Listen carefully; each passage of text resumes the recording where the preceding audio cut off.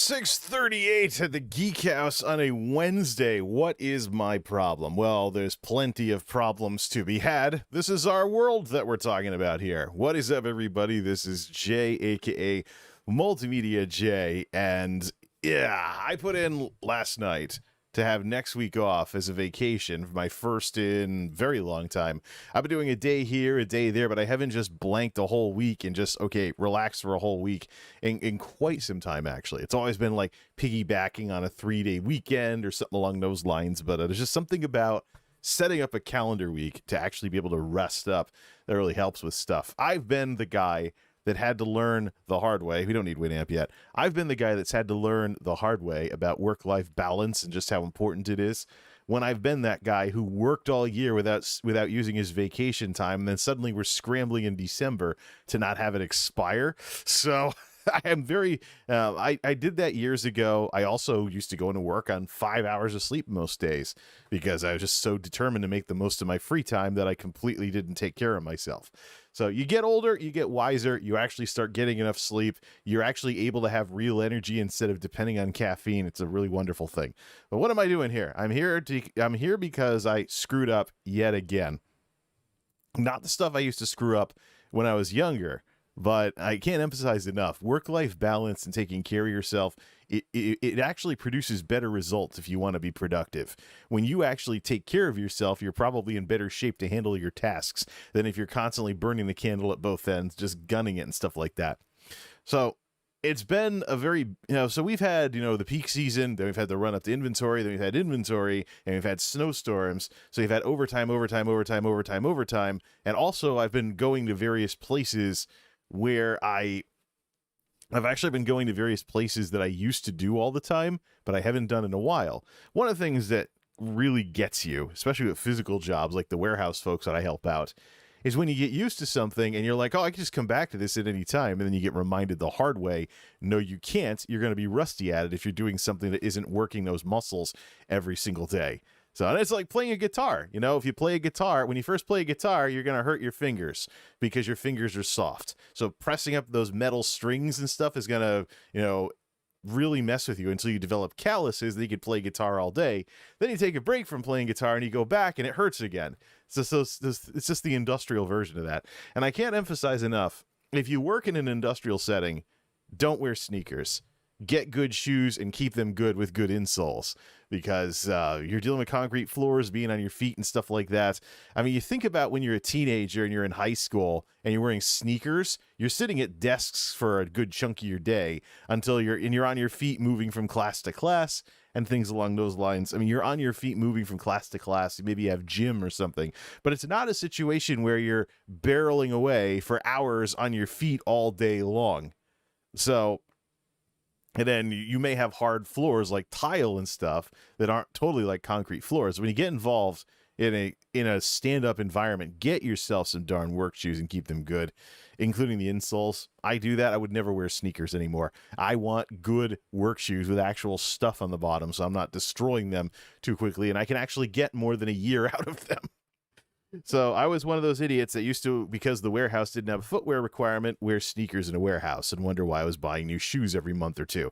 And you think about it, if the shoes are getting destroyed that quickly, how much wear and tear are we talking on your feet, your knees, your Achilles tendons, things like that? I've had the pair of sneakers where it wasn't a good match with the concrete and the shock went straight to my knees and gave me knee pain as a guy in his 20s. I was like, nope.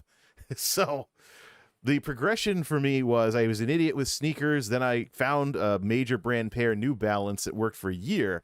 And then after the layoffs and stuff, when I had to wear steel toes, I got used to wearing real work shoes. And I absolutely would not go to an industrial workplace wearing regular shoes anymore.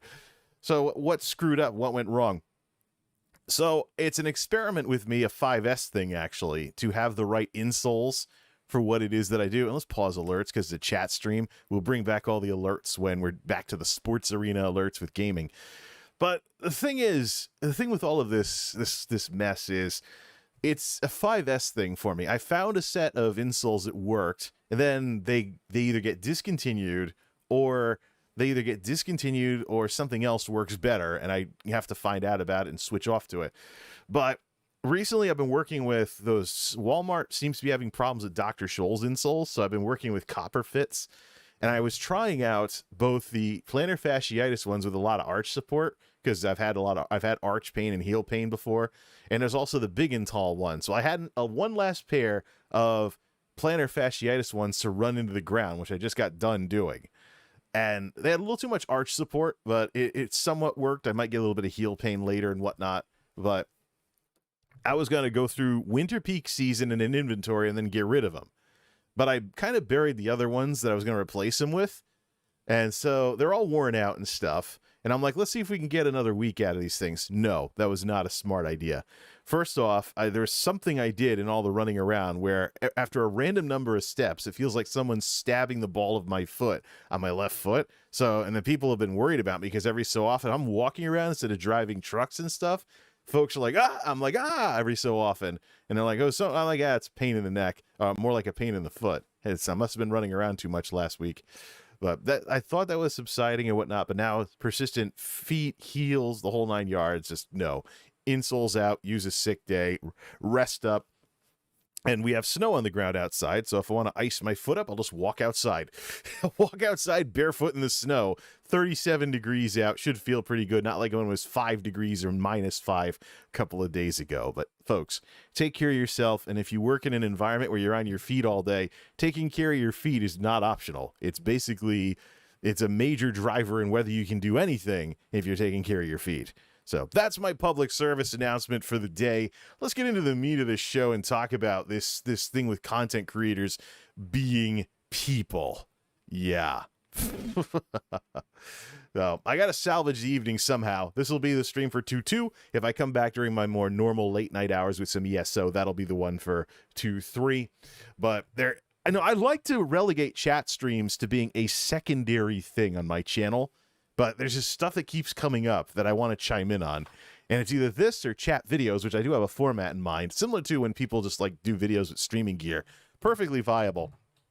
I just don't have a template set up for that yet to make videos with. But for now, though, a lot of the just chatting, whatever kind of stuff that, a lot of the just chatting chat stream type stuff that I might do is going to be really informal and off the cuff and recreational and stuff like that. So I don't know if really shooting a video with takes and cuts and editing, I think that's too much effort for something too simplistic. We'll save that for the fancier stuff like tech videos, which I do have a couple of plans for those this year. Just got to figure out when to end the current season and start the next one, which is going to be something that fans of the tech videos are going to really love because, let's just say that one of my... To not spoil too much, I hinted at this with the current tech videos that I've been doing, but it's going to be ramped up even more. The idea of if it ain't broke, don't fix it. So I know people really like 2015 as a format, and I gave hints that I was going back to it with the way I've done things this go round, but I want to crank the dial all the way up. As far as I'm concerned, the tech videos are what they are, and I should whoever watches them probably will just keep on watching them because they like them. So I don't want to make a YouTube answer to The Simpsons, but people like that stuff. So as the format maybe from 2015, 2016, as far as what I'm doing these days, but people like it. So why not? Plus people like to see the stories, and people new to the channel like to catch up on the stories of everything, as I've been seeing in the numbers. Let's get some music going here and keep it chill. So...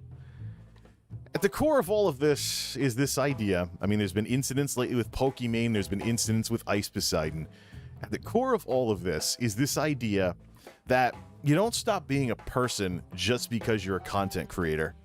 And so if you're a jerk or you're some kind of bad person and whatnot, you don't get to excuse your way out of the way you treat others just because you're some kind of personality. This is the pattern that I've been seeing quite a bit with regards to the way that streamers are treating their audiences. I used to watch a lot of big streamers with thousands of concurrents, but as things have evolved, particularly on Twitch in the last several months, it's just gotten more and more snobby. Just snub and snub and snub and snub, and even getting overtly antagonistic towards the audience. I've done that a couple of times when I was frustrated about the tech videos versus everything else. But I can tell you that the 2020s is going to be very different for me than the 2010s. Not just because I'm doing different types of stuff besides tech videos, but also because you get older, you get, well, grayer, whatever, but you also get wiser and kind of chill out and kind of quit being an idiot. There's a reason why narcissism is associated with young people and teenagers as much as it is, because besides physical maturity or gray hairs or anything of that sort, you also look at emotional maturity as well. When you have more experience, you're not going to go off the deep end at stupid little things. Matter of fact, you're probably going to laugh at people who do, and those people are usually going to be younger than you. Because you're like, I would have been like that back then, but haha, they're doing the stupid stuff I used to do. And they didn't listen to me, so they had no way of avoiding it. So here we go again. The gift that keeps on giving with youthful indiscretions and other dumb things we do that we're embarrassed about 5 or 10 or more years later. Ugh. So, at the core of all of this is this simple idea. You're a person. No matter how well you do on these platforms, don't stop being one. So there's a couple of things that I had in mind with regards to the way that streamers in particular, because that's what I watch the most these days, but also YouTubers too. It's just like, now, the way you treat people, I've noticed that as people get bigger, they start to get disrespectful towards their audience. It's forgetting that their audience is who built them. Their audience is why they are where they are. So, have you forgotten? The non-content creation version of this would be a business where the management hires a team, builds a business, makes something, and then blows off their people and starts being disrespectful to them. Starts viewing them as assets or resources or something, like human resources, as the name would imply. But the truth of the matter is, these are individuals. They are people on your team. They contribute to your team. We talk about individuals and their contributions to teams in sports all the time. One of the big sports headlines this week, Tom Brady, super successful quarterback in the NFL, probably the most successful probably of all time. Tom Brady's retiring. Now, he was Mr. Patriots guy. You know, I remember when Tom Brady was the backup for Drew Bledsoe. There we go. I probably can get away with talking like this without sounding too stupid. But I remember when Tom Brady was the backup for Drew Bledsoe. And he was like, oh, who's this guy? So he first came to the Patriots. I was like, oh, who's this guy? Some backup quarterback. He throws a few 1-yard passes. I mean, I grew up with folks like Steve Young and Troy Aikman and various really like Joe Montana folks in the NFL who are known for having cannons for arms. And they'd make the big passes halfway down the field and like, yeah, that's a good quarterback and a good receiver. Because they're amazing at, just making the crowd just light up when they land the big passes and stuff like that and really advance the team. So then you got Tom Brady throwing laterals back and forth. And I was like, what's this guy think he's going to do? Yeah, well, the lesson the lesson I didn't know at the time is that there is no I in team. So there are times when teams have all superstars. They don't get anywhere because nobody wants to work together. But when you work together on stuff, the whole team thing kind of works out better for you. So I've seen some long passes from various Patriots games over the years as Tom Brady, developed his skills and whatnot.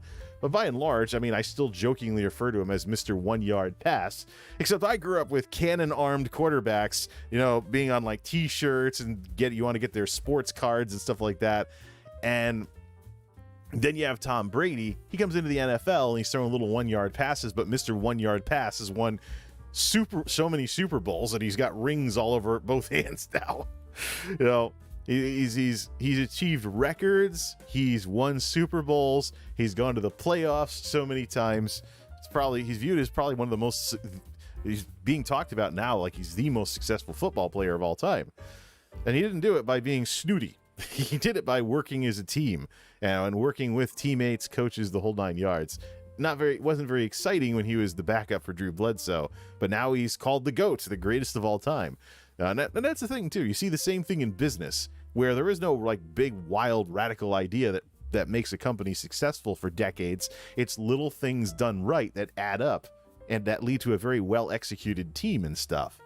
So you have all of this going on and things like that. But yeah, that's the thing. It's not about you. And as you develop and whatnot, you can't, unless it's a logistical thing where you just plain don't have time because you're running around too much, you can't be snooty towards your audience, because if you do that, you're snooty to the people who got you there. Wherever you've gotten, the people watching you are part of the equation. That's why I say, don't feel like you have to just put anything on your YouTube channel just to call yourself a content creator. Like I was talking with the whole Logan 589XP thing earlier. So Logan, he has a lot of Nintendo conversations, and he has a podcast, and he talks about some things here and there. But he shouldn't feel the need to stream us looking at his 4K desktop and Windows whatever it is, 11 or something wallpaper. He shouldn't feel the need to just go live just to have content on his channel and to have regular activity on his channel. Nobody should feel that way. Remember, you get out what you put into this type of stuff. Same thing with streaming too. That's why I don't think it's enough for me to just point a camera and just have that be the sum total of everything. I want there to be show flow. I want there to be a discussion that's worth listening to.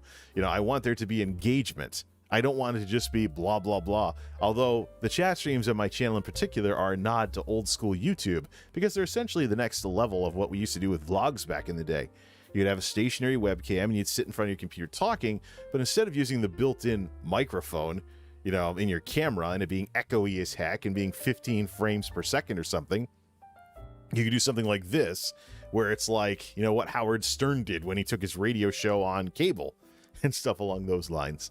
So you can do all of that and stuff and things along those lines. But remember the audience. The audience doesn't need to see every waking moment of your life. As some of these IRL streamers who are seeing people get bored of them are finding out. But the thing with the IRL streamers, if you look at like the Ginny TTYs of the world and whatnot, is that they don't just, I'm doing daily minutia with a camera on me. They're always trying to do things that are a little wilder than what would be daily minutia, like going to places, traveling, visiting museums, things along those lines. That's why I'm thinking about the whole Jay Streezy thing, where he's like, I'll collab with anybody, just like this tweet and we'll figure something out. I don't know. I got a feeling I'd have to rent a car or a U-Haul truck if that's, if cars are so super expensive to rent in a couple of months. I might have to take a road trip down to like New London County and whatnot, where the casinos are. Probably the closest thing Connecticut has to high-scale tourist attractions. If Mr. Streezy wanted to do all of that kind of stuff still, maybe split the hotel type thing or something like that. I don't know. But I think my area probably wouldn't have enough content for someone like him. Too far out in the woods, there's like nothing out here except farms and parks. I mean, look at the job scene. I do the warehouse thing because that's what's out here. That's what's out here, as opposed to, Walmart or something. Not exactly the best place to get involved in a large company where you get paid lots of money and whatnot. I mean, I think even Rhode Island does better, because Rhode Island, for those of you who don't know, is a small state and everything's compacted. Rhode Island, you can live on a farm a mile from the capital in outside Providence. So you can live out in the woods similar to this, but have like a 20-minute drive to get to civilization and fight traffic and make a lot more money at some corporate place or something. Well, Connecticut's a bit more spread out. Massachusetts even more so, but. Although I could barrel on up to Worcester or something if I really wanted to, if I want to deal with the highway that much. In the snow and ice, with the crap we have going on, like in recent winters and stuff along those lines. But, anyways, where do we get off on this tangent anyways? Oh yeah, so with what you do, keep the audience in mind. That's important. Even if you're not somebody who makes content, you're still a very big part of this ecosystem. I've said this over and over and over again, but they're really, on YouTube in particular, there's no such thing as passively watching YouTube as just someone in the audience. It doesn't exist. There is no such thing. There's absolutely no such thing as just watching YouTube at all. No such thing. You're being tracked, you're being data harvested, YouTube is tracking how much you watch. If it's a stream, they're saying who comes and goes, when, It's being used to inform your recommendations. There's all kinds of stuff going on that is related to that kind of stuff. So, and even then, the content creator benefits from you giving them watch time You're giving them clicks and engagement, things along, even just something as passive as watch time. The content creator benefits from that. That's why, you know, some people out there are like, oh, you don't have to support me through subs and bits, they say it on Twitch, so just show up and whatnot. Then there's also the thing where you see people come and go, and you're like, oh, someone was interested in this. That's cool. So, but when it comes to, you know, developing as a content creator, you can never leave your audience in the dust. Just like if you're building a business, you can't leave your employees in the dust. If you have some talented individual on your team who makes your job a lot easier because they can do a lot of other things and you can have time freed up because of that, you don't snub them after the fact. Yeah, if somebody works hard to develop himself into an asset for your team, you don't snub them. Because if you lose them, you're back to square one. It's just, you may have hired people. Well, here's the idea. You start a company here, it gets to here, and it gets to be too much for you to do by yourself. You have to hire staff. So you grow up to here, and you start blowing off your staff. You're back to being by yourself if they leave, and now you have this instead of this. What have you accomplished? So it's true in business, and it's true in content creation. The people are why you are where you are. And if you're running a business with employees, no matter what your personal opinions are of your workforce is who you're depending on to make your goals. Unless you've somehow turned into this superhuman, I can do everything at once kind of individual. This rehearsal thing is a little out of character, so let's drop it from the playlist. Unless you've turned into this superhuman, there we go. Unless you've turned into this superhuman, I can do everything kind of person, which I highly doubt you have, then you are actually in worse shape if you blow off your talent later, or if you blow off your workforce later and, you know, stop valuing them. And so this is one of the reasons why businesses run the way they do. The bad ones will fire you on a whim and make it into a personal squabble and risk all kinds of other crap. Drinks at the ready. The good ones will actually understand this stuff, and those people are the ones you want to work with. So, now in terms of, you know, the stuff I've seen from streamers, we've seen antagonism. I've even seen situations where a streamer threatened to ban people for, don't say we pay your salary in chat, even though it's somewhat true, because I don't want people making weird requests of me and using that as an excuse. Like, it's the truth, you know? You have no audience, you get no subs, or your subs all expire because everybody unsubs from you on Twitch. Then what? You know, you're done. You know, you're not making any money. And then what? Are you gonna fight? Are you gonna fight the Kingmaker system again to try and build an audience back up? So please, by all means, these stuck-up streamers getting into hundreds or thousands of concurrents and then snubbing their audiences, please enlighten me. How is that in any way, shape, or form good for you? Curating your audience to bring in better people and have more support is a different matter altogether, but there isn't a point of no return where you can just blow off the people who are the reason why you are where you are, and they're the reason you're staying there. You can't do that. So it's just some of the antagonism. And then there's the whole moderator thing. Some of the drama I've been seeing recently is caused by the rather simple idea that someone who really likes you and is a fan of you and maybe some other streamers shouldn't be a mod in multiple streams at once. Where did that come from? Because I assure you, the streamers themselves don't do that. I've seen, and I could dig, well, this is before the DMC Armageddon thing, but I'm sure I could dig around a little and I could find an example of a streamer who has mod privileges and several other big streamers' chats, banning somebody from all of those chats at once and even bragging about it on stream. I'm sure I could find somebody who's done that. I've seen it myself. The big streamers do that. So, okay, the big streamer can do something like that. They can have mod privileges in multiple chats, but, you know, a dedicated fan of a streamer cannot. That's a snub. And I don't really care what the justification is among these streamers. The bottom line is these streamers are giving themselves more privilege than the fans that they depend on to stay where they are. Because, you know, if you don't have fans, you're going to get randos in your chat. And is that what you really want? You know, luck of the draw, whether you get an audience or not? So I see some of these established streamers, they got the same names popping up in the chat over and over again. Same names over and over. got some of them memorized for some of these streamers. And then they have the nerve to impose artificial rules that that their own folks their size as content creators don't want to follow. Spare me the nonsense. Does this music really add anything to this discussion? I don't know. Seems like it's a little too loud, even though I have it down at 5%.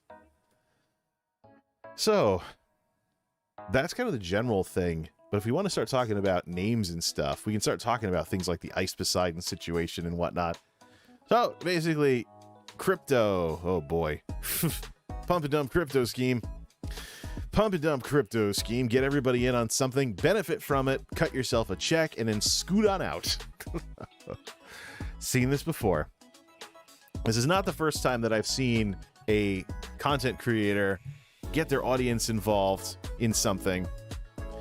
Not the first time I've seen a content creator get their audience involved in on something just long enough for them to benefit and then scoot on out the door. This time it involved crypto. Let me just tell you something. My formal business background is why I'm skeptical of crypto and NFTs, because I'm contemporary to the Enron scandals. I remember all the Enron scandals. Here I am, beginning of the millennium, taking college courses on how to run businesses and stuff like that, and of course some technology, computer information systems and the like. Here I am in college at this time, and my managerial accounting class gets completely hijacked by the Enron scandals.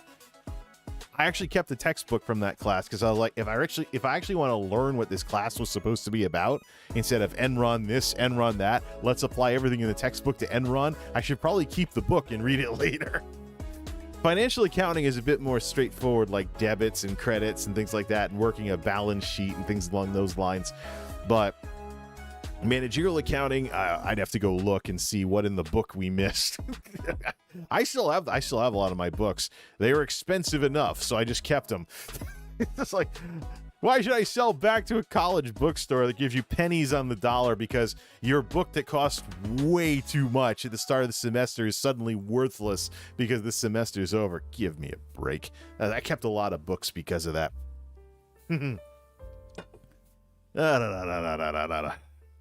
But regardless, we got Dan showing up in the chat here too. Cool. I mean, it's really early for me. This is not a normal time for me to be doing any of this kind of stuff. So, and I think some 9-to-5ers were checking out what I was talking about earlier and probably getting a headache and leaving because this is totally not what they're into. So, I can tell by the times they came and went. It corresponds with a break and whatnot. So hopefully, you know, if the manager is like, why do you call out sick and whatnot, stopped by, he shows up, you know, he uses YouTube's DVR mode to rewind the stream and mention where I was talking about how my feet are just going crazy tonight. So I don't want to be doing anything that involves being on my feet for too long. We'll rest up tonight, finish the week off tomorrow with what's probably going to be a short night, and then figure out whether or not my request was approved to take next week off for vacation now that winter peak season is over and inventory is over, which is it's a physical thing with inventory because we count all the locations vertically. So even if you're in an area with no machinery like where I was, you're starting out laying on the floor, then you're on your knees, then you're crouching, then you're standing, then you're jumping on a step ladder. So it's up, down, up, down, up, down, up, down, up, down, from lying on the floor to standing on a step stool. So to count everything. So it's more physical than it sounds. You would think that counting inventory would be less physical than the jobs you normally do in the building. That's only for certain people in certain areas, not for what it is that I'm doing. It's just like, I was doing squats in front of the racking and stuff to count, except you don't have enough room with the rollers and the conveyor. There's just enough room for someone to get in there to maximize the space. But yeah, my business background is precisely the reason why I am skeptical of crypto and NFTs, because I'm contemporary to the Enron scandals. My college experience was tainted by the Enron scandals and all the legislation and ethics laws that came out after Enron. So it's one of the things that I very vividly remember from that mess, besides it hijacking my managerial accounting class, was there was a made-for-TV movie about the Enron fiasco, kind of trying, not the documentary that you'll find on Netflix, the smartest, or Blu-ray, the smartest people in the room. Actually, I think it might be free to watch on YouTube nowadays. YouTube's been very aggressive with movie rentals and free movies lately to try and present themselves as, you know, being worth subbing to for YouTube Premium and stuff. But there was a made-for-TV movie about the Enron scandals. There was a scene, because we were actually, I think we were like taping this in the audiovisual office for a professor to show in their class. So we were did everything with VCRs back then. Ugh. Well, audiovisual didn't get anywhere near the money that IT got. So while we had up-to-date computers that were replaced every 2 years, the AV equipment was VHS era in the 2000s. So, well, of course, Flash media wasn't really a mature technology yet, so it was still a little on the expensive side. But I remember seeing, when I was getting into YouTube and I was moving towards Flash media camcorders, I remember finding a YouTube video from my college's AV department, like, we have mini DV tape camcorders now. And I'm like, please, someone catch the AV folks up with the rest of the darn school. Stop blowing them off so much. All right, let's see if we can get by with just jazz for the rest of the night and get rid of the hi-fi. I think the hi-fi is kind of too intrusive. Oops. Let's take that out. Whitetail jazz only. There we go. And just do things that way. Might sound a bit like Mr. Rogers, but this is supposed to be a chill discussion. So, one of the big scenes that I remember from that made-for-TV Enron movie was when a guy who worked at Enron went home, was trying to talk with his wife over dinner about what he was doing at work, and she completely wasn't getting it. It was like bouncing off her forehead. You could, if you looked hard enough, you might be able to see it doing that. I don't know. But standard def, so he's trying to explain just what the heck he's doing, some financial services, something or another, to his wife over dinner. She's totally not getting it. And he just tries harder and harder to explain the value of what he's doing. She totally doesn't understand. And eventually he has to say, well, I guess if you worked at Enron, you would understand, or something along those lines. So what I see with crypto and NFTs is I see a bunch of fanatical people brigading all around the internet, like hard sell, hard sell, hard sell. You must be into crypto. You must be pro NFT. And I'm like, a product and service that really is as good as these people say it is doesn't have to be hawked as much. People should be able to quickly catch on and see that, yes, this is a good thing. They shouldn't have to be doing such a hard sell, hard sell, hard sell. You shouldn't be, telling me there shouldn't be this much antagonism on Twitter about crypto and NFTs. Not that Twitter is a great place in terms of level-headedness anyways, but you shouldn't have to have a bunch of people going around hard selling and picking fights on the internet for something to catch on and take off. The best products and services, I mean, look at the iPhone, for example. Wasn't even very innovative when you think about it, because smartphones existed before the iPhone did. They were just BlackBerries with discrete keyboards. It's just that touchscreen technology got good enough that a virtual keyboard was finally viable. So now you had your whole screen space available instead of having to chop a third of it off to put a little tiny keyboard that you could barely use, especially if you have fat fingers like me. Oh, then there was the Cybeco, which was, one of them had buttons so small you needed to poke the buttons with a stylus in order to type something out. So Ashens did a video about that. That was hilarious. That was pretty hilarious. One of my favorites, actually, from him. The Cybeco. So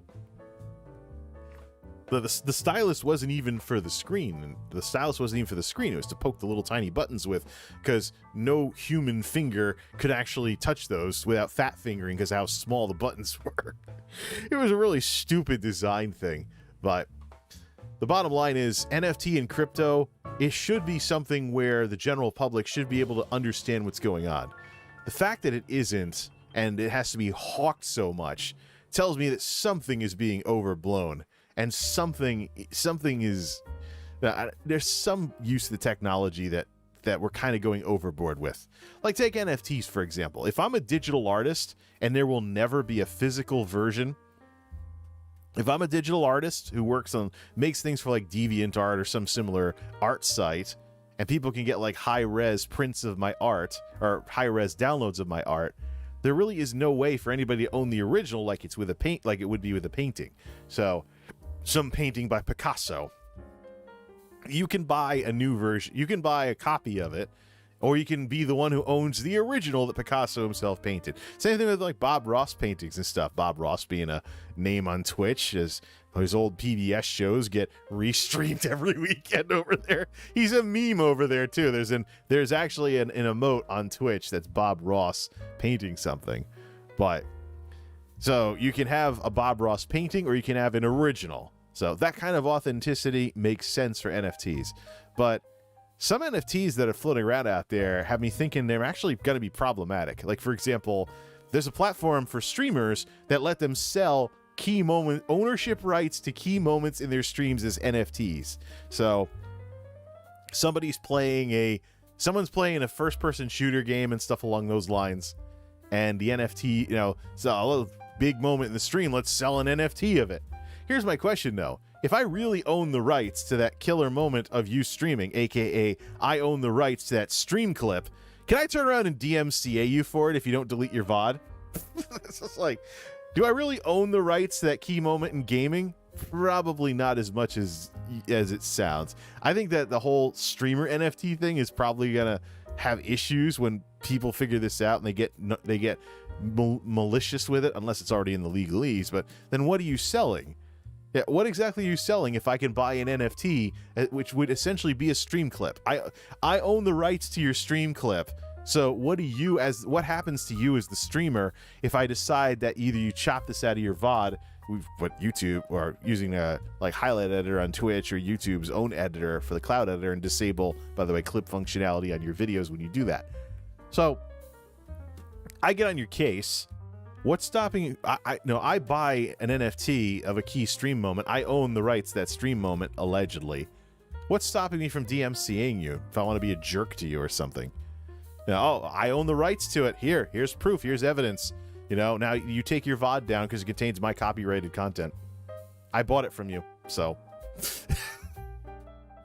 I'm waiting for that to happen to somebody. But the whole thing with streamer NFTs and YouTuber NFTs, no.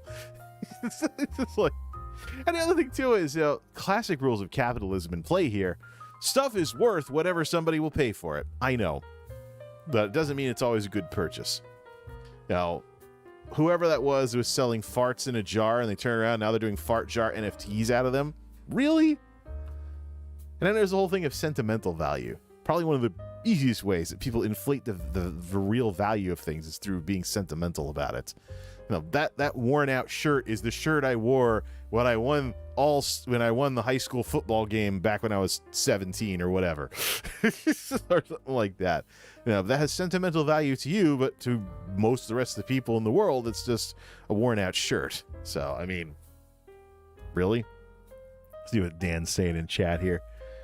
Saying what the artists don't know how to feel about it. They do some nice drawings. Yeah, it'd be nice if there was something besides those goofball MS Paint gorillas. Decentralized Twitter media, my mom wouldn't understand it. Clips are sketchy. See, art or games, I can see like Second Life for game NFTs or CSGO skins. Here's the thing: if we're going to have crypto games, they need to be their own thing, not like Ubisoft putting NFTs in Assassin's Creed or something. Or Zos. Oh, please don't. Zos putting NFTs into Elder Scrolls Online. I don't think they would anyways. I mean, do they really want to say that you have ownership rights to like Panther Fang Chapel or something and you can sell it? I see where it comes from in terms of a player-driven economy and things along those lines. Because right now it's TOS in most games to make real-world money off of stuff in-game. But, I mean, a lot of us play sandboxy games, and it's like we're in another world, essentially. We are the way we are. So I don't know. It would be cool if NFTs were introduced in a way that benefits gamers, but we don't want the game to we don't want NFTs to do to games what microtransactions did. That's really the thing. I really think the best way to introduce gaming NFTs is to have an NFT game made by a major studio. Assuming it didn't divert resources away from games people like, because then people will hate it anyways. It's kind of like what happened with Fortnite and Unreal Tournament. I mean, there's supposed to be a new Unreal Tournament game. It never got out of alpha because development halted because Fortnite took off. So it's the sort of thing that these companies need to figure out. And we don't want to see like a major franchise go into maintenance mode because there's more money in this NFT game we're making. Hopefully people want NFTs. I think it's too soon to really get in on any of that kind of stuff. So, and the same thing too with crypto as well. I mean, blockchain technology makes sense for certain applications here and there, but I don't think it should turn into this alternative to the stock market. I think there's something going a little too far when we start talking about investing in Ethereum the way we would invest in like a Fortune 500 blue chip stock. It's like, really? It's like, what am I buying here? I mean, I understand, like, if I buy a share of General Electric or something, are they even still public? I thought they were bought out by somebody.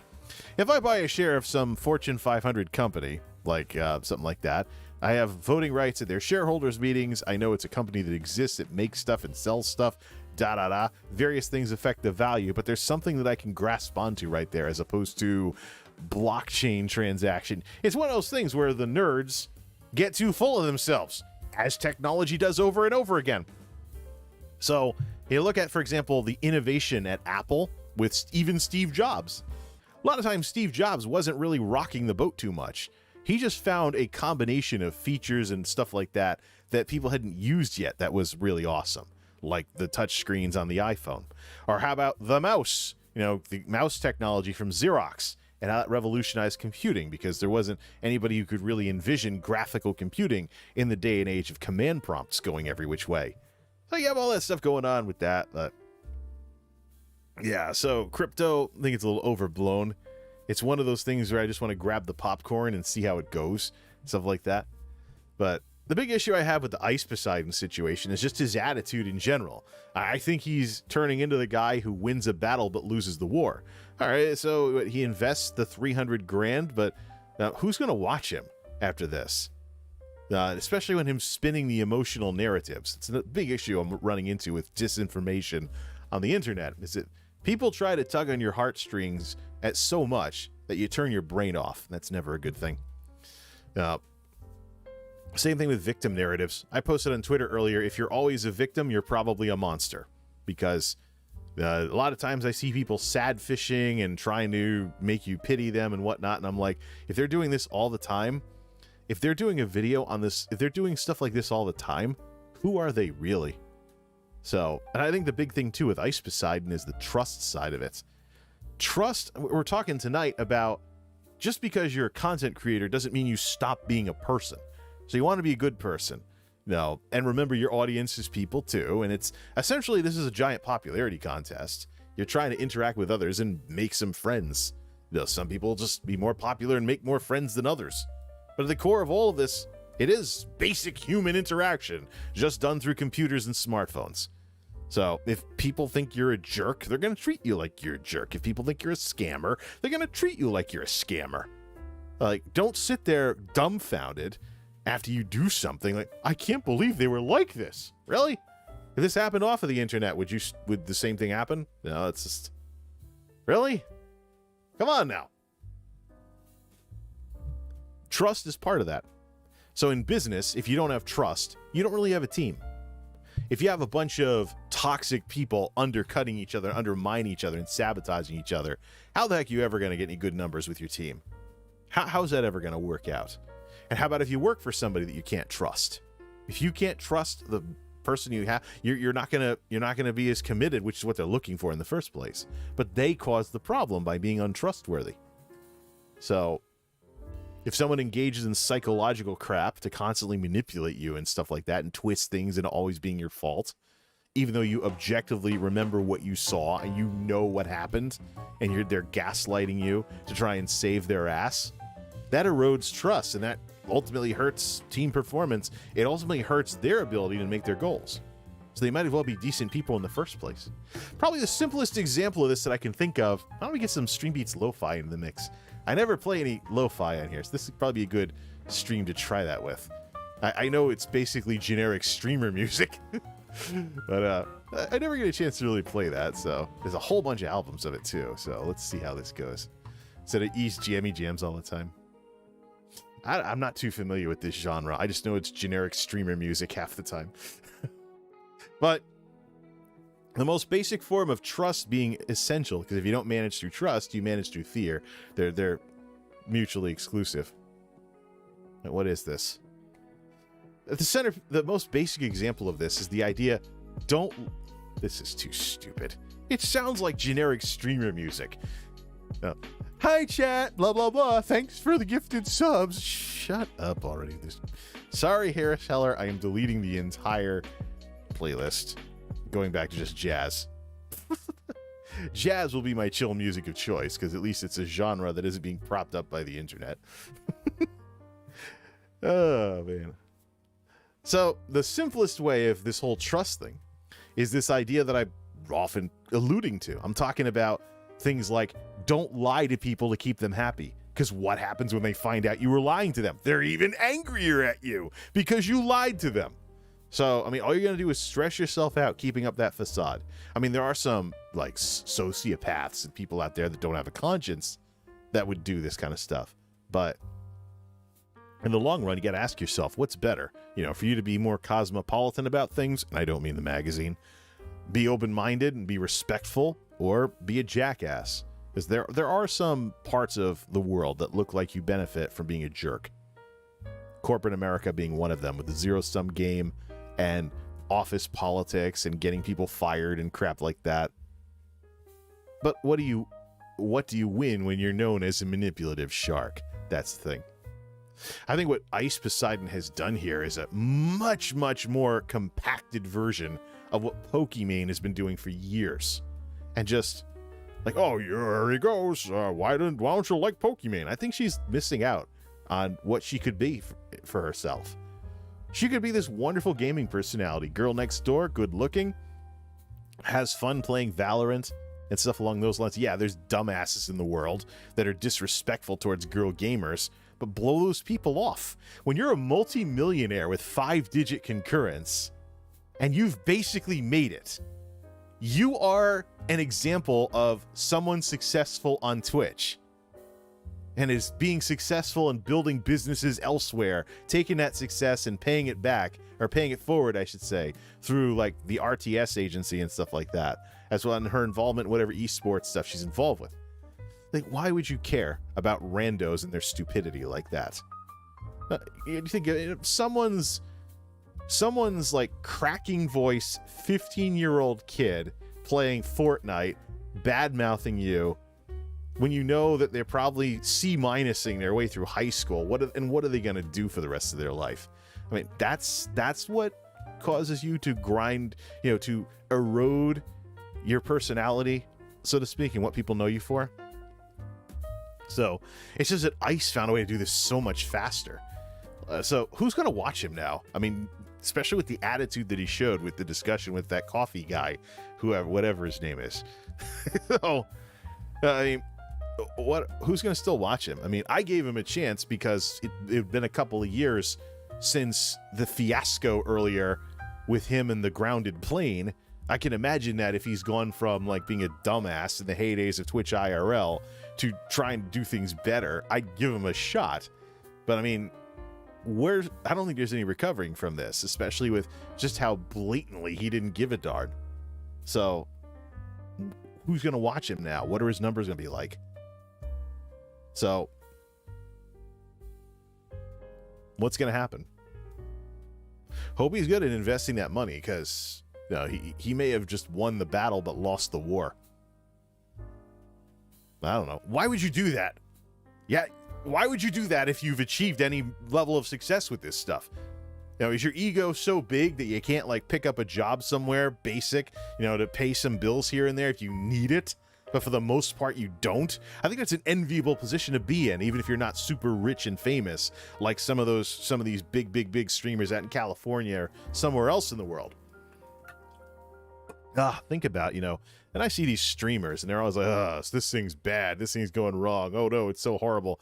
Yeah, trade places with somebody in your audience. You'd probably want that back. It's like, money doesn't buy happiness. Oh really? Popularity doesn't buy happiness? No, people are just spoiled sometimes. But that's the problem I have, is the trust issue. Knowing that Ice has done this, it just erodes it just destroys the credibility of his apology to Twitch. Pretty much destroys everything good that I could say about the guy. I mean, what's he gonna do? He could come up with some screwball IRL stream idea, but why should I watch somebody where I can't take any of what they say or do at face value. Why should I give myself headaches or stress myself out second guessing somebody where I can't take anything they say or do at face value? That's the trust part of all of this. And that's why we're talking about this stuff tonight. You don't stop being a human being with responsibilities to your fellow human beings just because you get into YouTube or you get into Instagram or you get into Twitch and you get somewhere on the platform. Your audience is why you are where you are. If you don't have a good one, fine, try and get a better one. But don't throw away people's ability to enjoy what it is that you're doing because they have no idea what or who they're watching. Oh, you wear many hats, okay, but do you wear many masks as well? And that's the thing I run into. That's why I say what I say about streamers on Twitter. Twitch streamers, one way on camera, another way on Twitter. What am I watching? Who am I watching? What am I watching? Can I take any of it seriously? Or is just some screwball thing here and there? I mean, why would you want this kind of doubt to be sown in your audience's minds and then wonder why you're plateauing on Twitch or whatever and you're not getting anywhere? Why would you want to do that? I don't think you would. So the minute you do, carve a different path for yourself. And once you figure out that this is a thing and it's a bad thing if you do it, go in a different direction. I don't know how much richer or bigger or more popular Pokimane's going to have to get, though, before she figures this out. Because, she was introduced to me as this wholesome girl next door, so to speak, that had done a few bad things before. But the thing is, though, I talk about two-faced Twitch streamers, one way on camera, another way on Twitter. So she's one way on her stream, but then she has two Twitters that she can get a lot more antagonistic on. That's one of the reasons why I just blocked both of them after the Gideon fiasco. Of course, Gideon wasn't innocent either. Here's a guy saying graphic, raunchy stuff about what he thinks her sex life is like. I'm like, really? Tone it. I'm like, really? Yeah, you'll do anything for clicks. How desperate are you to be histrionic? Now, of course, he's a YouTube prankster, but I've known YouTube pranksters on this platform that were a lot more professional about what they did. Like, if for example, the PPJ, whatever it was, the guys from Florida, they used to dress up in ghillie suits and do stuff from Jackass in real life. Like Ding Dong Ditch, where you ring someone's doorbell and then you hide in a bush or something and watch them open the door and then film it. And they're like, who rang my doorbell? And you keep doing that over and over again. Probably wouldn't work as well in this day and age of doorbell cameras, but they knew where to draw the line and they knew when to go back home and do backflips into their pool or something. Yeah, stuff along those lines. It wasn't this, views at all costs attitude that I saw during that whole mess. Then there's the whole thing with the toxic fan bases going at each other. Oh boy, I remember that from the Irate Gamer fiasco. But yeah, there was a time, one of the reasons why I haven't watched Irate Gamer as much is because he let the hoodlums take over how people viewed him. I didn't think about it this way back in 2007, 2008, but it got to the point where if an Irate Gamer fan showed up on any of your YouTube videos, your comment section were just going to go to crap. You were going to be dealing with some nonsense because that's the people that wound up attracted to his videos with the whole controversy with AVGN going on. And he's not the only one. I've seen numerous other YouTubers over the years where if their fans ever show up and if either they really behave themselves or they're going to get banned very quickly, because I know that these people attract bad people, basically, and they're going to go try and basically tear down any semblance of camaraderie anywhere else they go, because that's what they get their kicks off of. So, that's part of the responsibility of what happens when you get to a certain size, is you don't want to be implicated in mobbing, which is decentralized harassment, because you have an out-of-control audience that just goes off and does whatever and things along those lines. It's one of the reasons why with some big streamers, they don't raid certain people because they don't want their audience going off on the other streamer and the other streamer not being able to call them and be like, yeah, what's this? Oh, it's just some idiot. It's ban on my channel, ban them on yours. Things along those lines. But anyways, so what's the deal with the whole Pokimane thing? She could be known for different things than what she's known for.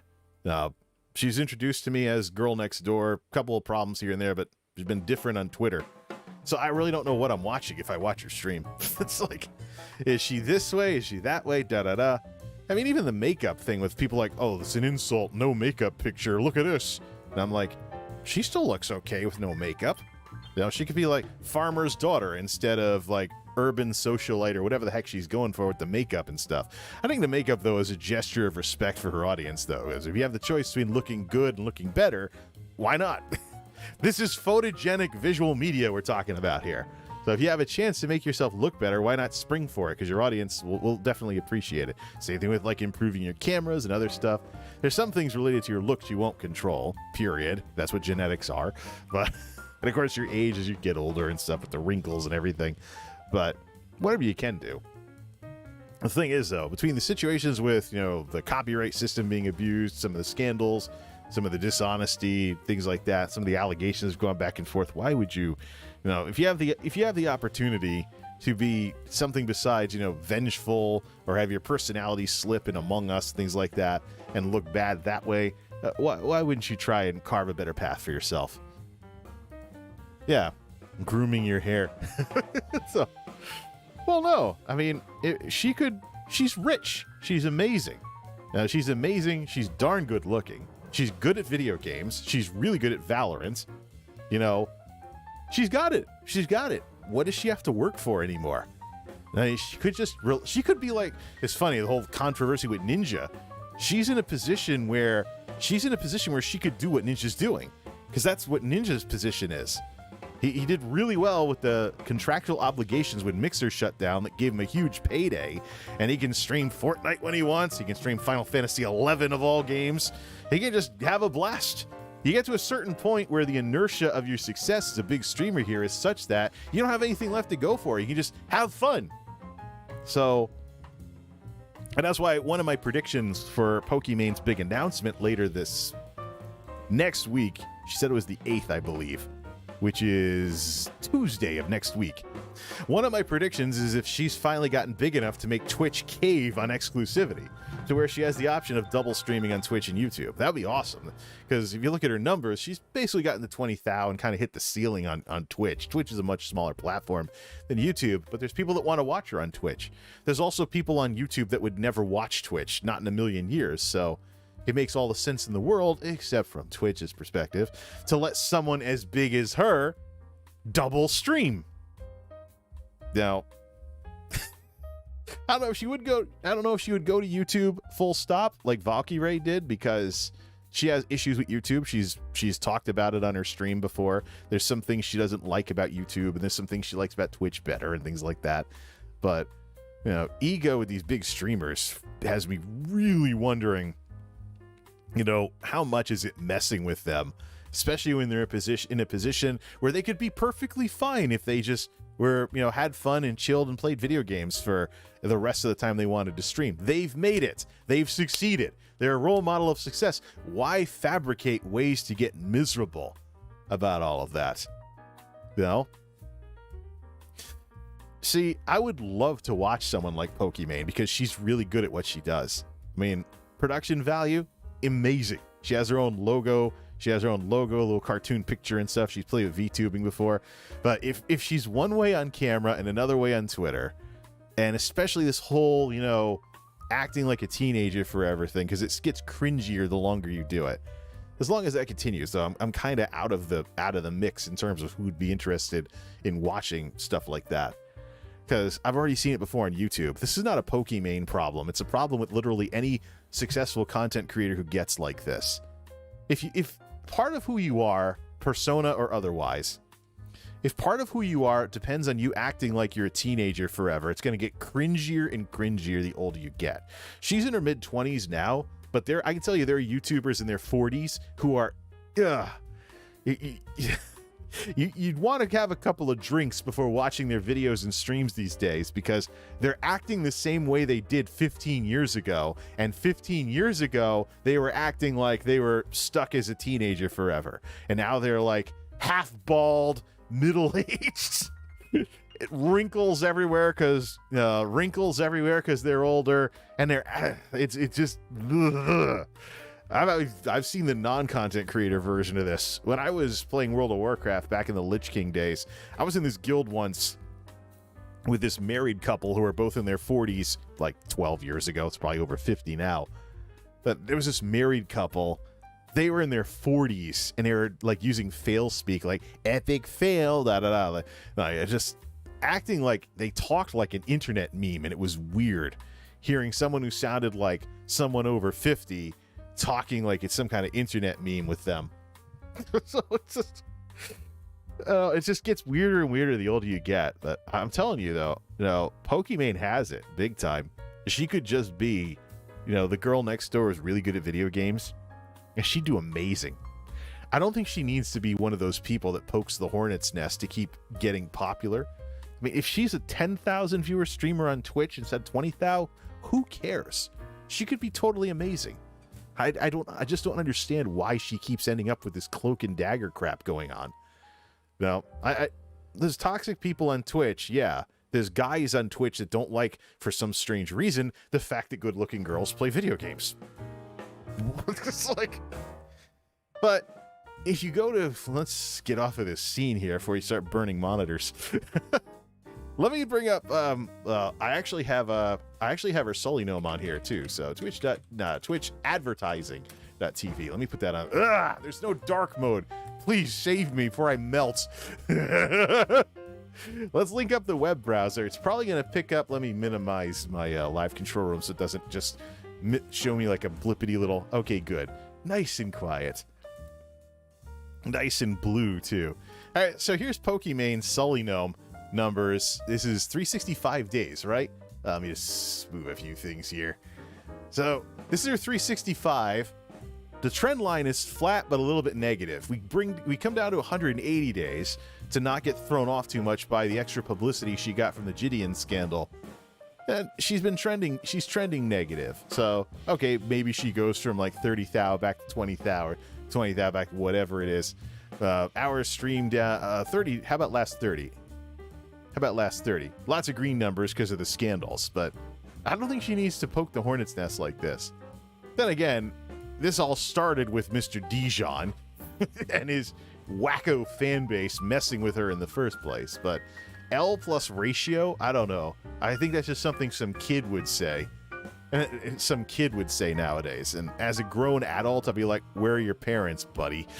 It's just 30 days, 99-hour stream, so not even full-time streaming hours. Full-time streaming is 4, 8, 1,260 hours a month. So she's not even streaming full-time. So she's working on other projects as well. But let's go over to and get lit up by the lack of dark mode on Twitch advertising.tv. So you're going to get immaturity on Twitch for one very simple reason. It's essentially a kid's platform. It skews young. Big time. It's almost weird that I'm 39 trying to do anything over there. I know there's the gaming grannies and some channels where older folks do stuff on Twitch, but it's a generation gap waiting to happen for anybody who's over 35. Look at this. Maybe in like 10, 15 years when people who watch Twitch as much as they do are starting to get older, this might skew upwards, but let me see here. 70 years, here's the big one, 70% of Twitch viewers are between the ages of 16 and 34. And before they combined the numbers together, it was about 20% teenagers. So how much do you think that is budged? Maybe people that have been watching Twitch for years, maybe some people that have been watching Twitch for years now are older and filling out some of the older demographics here. But the lion's share of your audience is 16 to 34. This is a young people's platform. You're going to run into immaturity. You're going to run into people acting like dumb high school kids with no life experience who run their mouths and have no idea. Oh, 27. Dan, you're a dinosaur. No, just kidding. The younger millennials pretty much run things on Twitch because many of them, as they're coming of age, the adpocalypse happened, they get some experience with content creation, they go off in the late 2010s, even if they graduated high school in the late 2000s. So the older ones anyways. But yeah, Twitch is a young people's platform. You're going to run into immaturity, especially if you're playing toxic kitty games like stuff that Riot makes. If you're doing League of Legends, come on now. If you're doing Fortnite, come on now. Doesn't excuse the behavior of these people, but fundamentally, the world is a big place. And that part of that is that the world has plenty of room for bad parents. And believe me, when you go to the store and you go to like a Walmart or something and you see someone's kids not behaving and you're like, oh, look at that. This is the internet version of that. The world is more than big enough for there to be bad parents raising their kids badly to be disrespectful on Xbox Live. Sorry, it's people. And as my stepmother so eloquently puts it in that wonderful word of wisdom she has, it's all because of people. So, the thing is, we had the news lately with Valkyrae re-signing with YouTube. Valkyrae could carve her own path. I think she'd be perfectly fine. Watch hours wise, since coming over to YouTube, she's bigger than Pokimane now, but I don't know why she doesn't do more with that. But Pokimane should be coming to her for collabs, not the other way around. Plus I love her energy and her enthusiasm for everything she does. Yeah, her energy and her enthusiasm, even her voice. I mean, she's totally in the perfect position to keep doing, even though she's 30 now, she's probably in a wonderful position to stream probably into her 40s easily and still be treated very well. So, but seriously now, yeah, I want to hang out with the older folks. Yeah, well, there's older people on YouTube. You got some OGs from the mid 2000s when everything started that are making videos with all gray hair and stuff and talking about their medical appointments. But you're talking billions of users across multiple age groups and a more robust mobile app.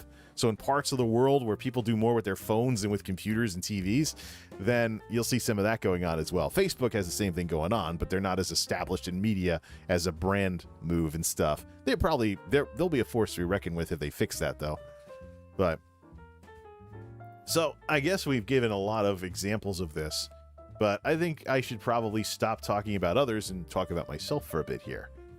This is also a challenge for me in terms of how I run this YouTube channel, because some of the demographic information that's been coming out has been quite the eye-opener. So you have people in parts of YouTube dominates as a streaming platform in parts of the world where people do more with mobile phones. A lot of YouTube's watch hours in terms of YouTube gaming are coming from, mobile tournaments like PUBG Mobile in India and stuff like that. And so the world's a big place. There's lots of folks coming online from all different corners of the world, and I guess it's stupid and naive of me to assume that it's always going to be US folks and stuff like that coming over and watching my tech videos and stuff.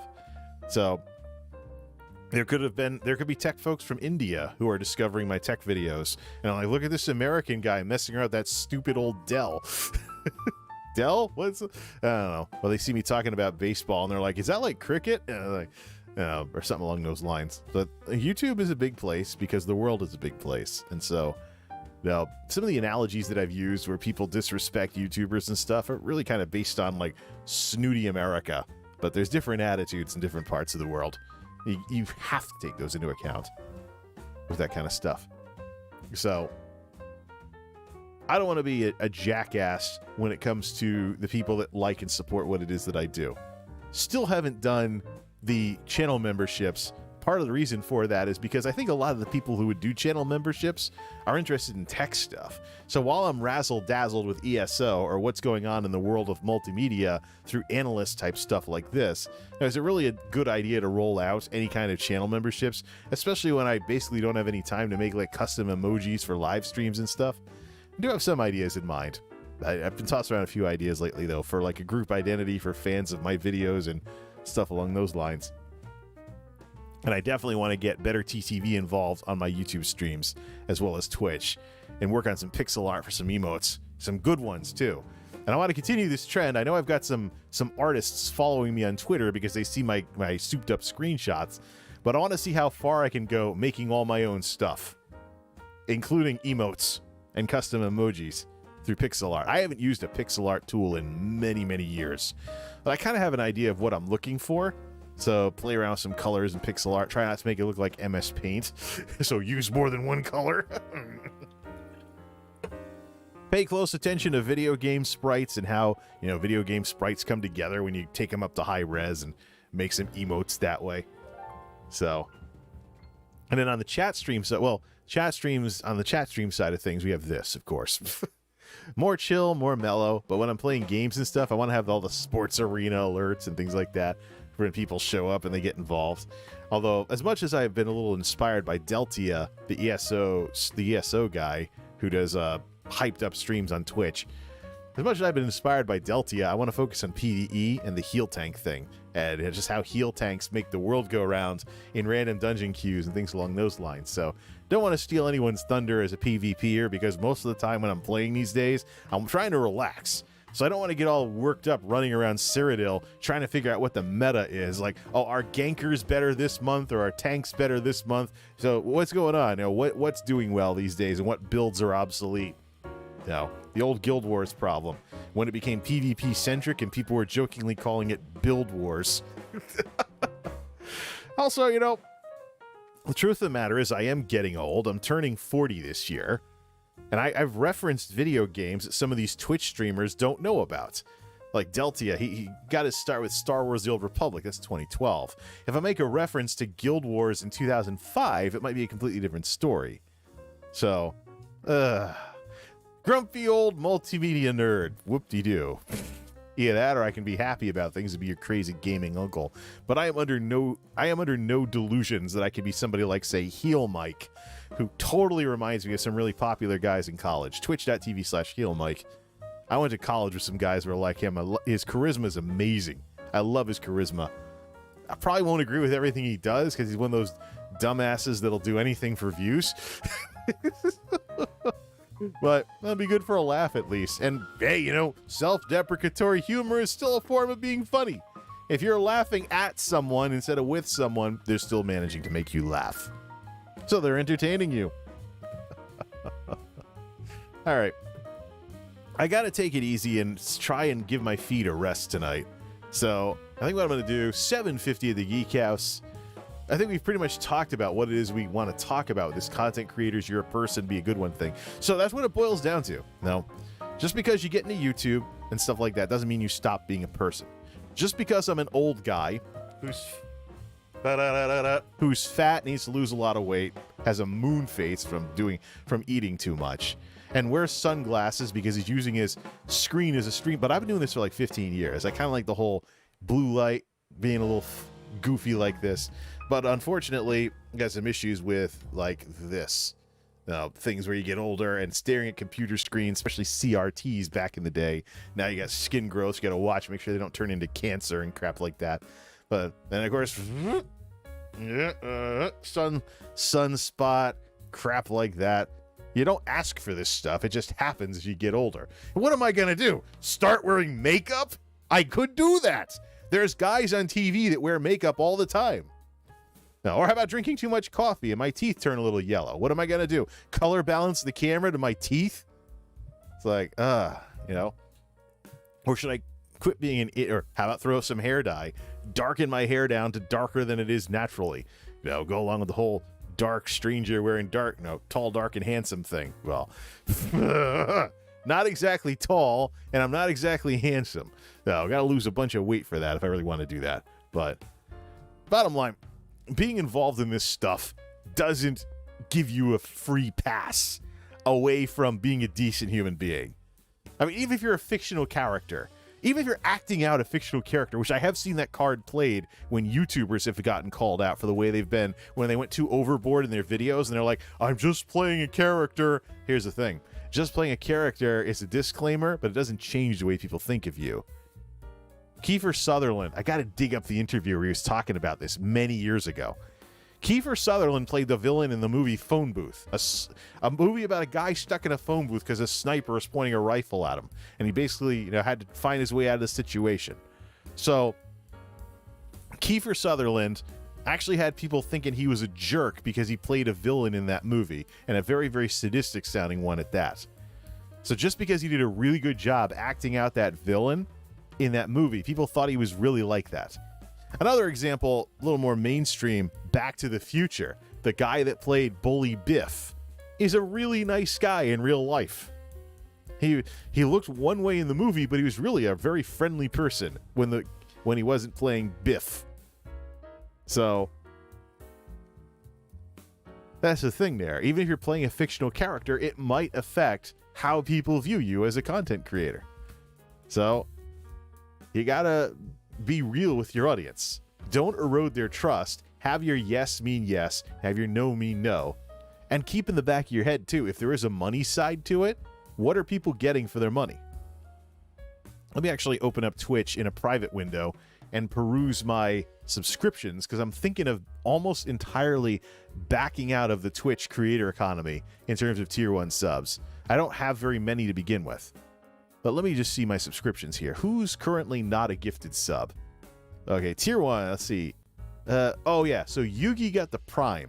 The reason why she got the Prime is because there were multiple instances last year where I tier 1 for like a 3-month block or something, and she stopped streaming, got upset about something, and quit streaming. So, oops. And Twitch subs are non-refundable, so there's no way to be like, okay, this person stopped streaming, let's ask for a refund. I could probably go to Twitch support if I really wanted to, but the system isn't made for that. Ray right now, she's chill, plays MOBAs. She's one of the chillest late-night streamers I know of.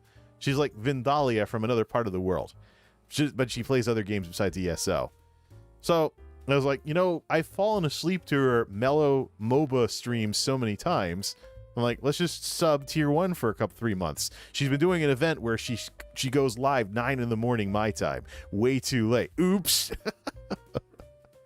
And so I don't really have an NV as the other tier 1 sub, but she's got some other things going, some other projects going on as well. So the question is, what's going to happen with that? I didn't even see her last stream because I was working too hard on my own stuff. So, yeah, it's the thing. So then if I get into YouTube memberships, so what? If you come over for tech videos and I feel like playing ESO for a month, of course, at least you can turn everything off and back on again with that sort of thing, as opposed to Twitch, which has block purchases now. You get a discount if you buy Twitch subs in blocks. That's where the problems came from. So if I had like a 6-month block and then someone quit streaming, I was like, what? So I have a 6-month block and I quit streaming, and they quit streaming, then what? So YouTube, I think, is still month to month. But it's they're working on also gifted memberships as well. So it's just the bread and butter of someone with regular income from these things is the equivalent of a Twitch tier 1 sub. So yeah, again, as you develop as a content creator, think about the people that buy these block subs and stuff. What are they getting for their money, and what kind of a bad taste will you leave in their mouth if you suddenly decide, I'm going to quit streaming for a bit? That's why I think one of the reasons why I think YouTube will overtake Twitch now that they have non-advertising revenue for creators. Because, and they have to revamp the partner program. It can't just be tied to ad friendliness anymore. It can't be an all thing where it should, number one, requirements should be lower to get on the supers. Gate the ad part of it, but the ad part of it's been degrading anyways, because YouTube now has what's called a right to monetize. If you're not in the content, if you're not in the YPP, you can still get ads placed on your videos if they're advertiser friendly. So now you have situations where people are dealing with mid-rolls that you didn't want, and you can't do anything about, including in live streams, because you're not in the partner program. I think it's time for YouTube to revamp the partner program so that you can get in on it, and you can get in on it earlier and benefit from supers earlier. Because if they don't, we're just going to see more of these alternative monetization sites like Patreon getting more aggressive. About a year or two ago, it looked like Patreon didn't even have a viable business model. They would price themselves out of business because they were trying to be better than Twitch and YouTube. But YouTube and Twitch have been sluggish enough with their own structures that they found a way to actually get aggressive and try and get people to do more through Patreon instead of through a platform like Twitch or YouTube. So I think we're going to hear more about people with Patreons now than ever before, but I would much rather do everything through the platform directly. So if anyone wants to throw a tip or something, they don't have to like mess with a different website or turn a subscription service on and off. That's what the super thanks is, by the way. And if I ever got one of those, I'd figure out a way to incorporate it into a tech video or something like that, in terms of giving saying thanking people for the super thanks. It's a little more contrived doing donos with YouTube videos, but it's something that's been missing for a while. I remember people going off to Twitch because they thought they could make more money off of a couple of people giving them subs than the itty-bitty pennies of ad revenue from YouTube, even with their dynamic CPMs and stuff. But so yeah, as you get older, as you get older. As you get involved with this content creation stuff, it doesn't excuse you from being a decent person. So be nice to people, build trust with them, be honest with them. If there's something that's kind of a critical issue where, you know, if we disagree on this, we probably shouldn't be speaking to each other, come out and say it. Don't beat around the bush or deflect or anything of that sort. You know, and don't do some stupid, like, crypto scheme on your darn audience. Boy. You don't want to be in a situation where you win a battle but lose the war. So, I don't know what more needs to be said here, because when all is said and done, you've done as well as you're going to do on these platforms. What's going to matter is, are you happy with what you've done? Have you made any friends? Do you have some video or whatever that you're proud of that you might show to, like, somebody later on? I don't know. That's what it all boils down to. I got to take it easy on my feet tonight because of the crap that's been going on, including the random stabbing pain in my left foot after a random amount of steps, stuff like that. New insoles in the shoes. I was an idiot for trying to run the last ones way too long. But I'm going to take it easy, and I want to take it easy, maybe come back after midnight with some ESO streaming and stuff. But I want to work on those sports arena alerts as well as daily random normals in ESO. Get some more of those transmute crystals. And work on filling out the rest of the set catalog for armor in that game. I'm going to figure out what I'm going to do with the tech projects I want to do, because I have plenty of ideas for those. It's just a matter of what I have time for when. I also put in to take next week off for a vacation week. If not next week, though, we'll figure something out. It's the dull part of the year. Should be able to take some time off and have more time for the stuff I really want to do. All right, I'm not going to wait for that song to finish. So, yeah. Now, be nice to each other, folks. This may be the internet. We may be looking at each other through computers and smartphones, but we're still people, last I checked. So, if you're going to be a content creator, be a good person. Because the rules of social skills and etiquette and stuff didn't go away when you decided to get into this kind of stuff. Till next time, this is MultimediaJay signing off. Thanks for stopping by.